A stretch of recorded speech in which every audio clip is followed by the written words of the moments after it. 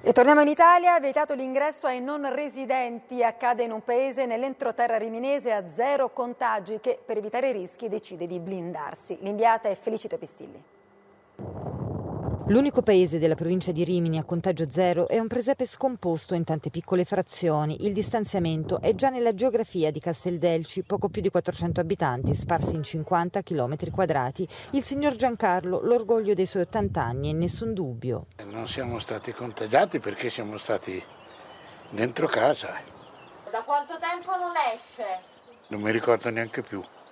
Una popolazione per lo più anziana che oggi ci guarda dalla finestra anche con un po' di diffidenza perché qui la fase 2 è stata sospesa. Chi non è residente non può entrare a fare trekking, andare a funghi, passeggiare in campagna. Il paese presidiato dalle forze dell'ordine e dagli stessi cittadini. Sono diventati in qualche misura sentinelle. Questa ordinanza, è stata voluta dai miei cittadini perché avevano visto dei comportamenti non corretti.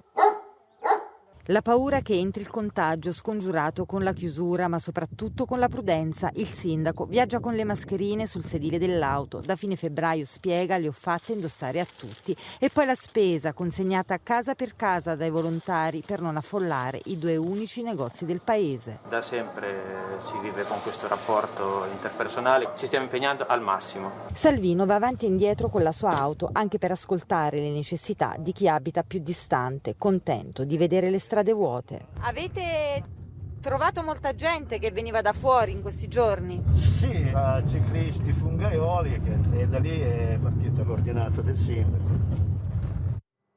Ed ora andiamo in versione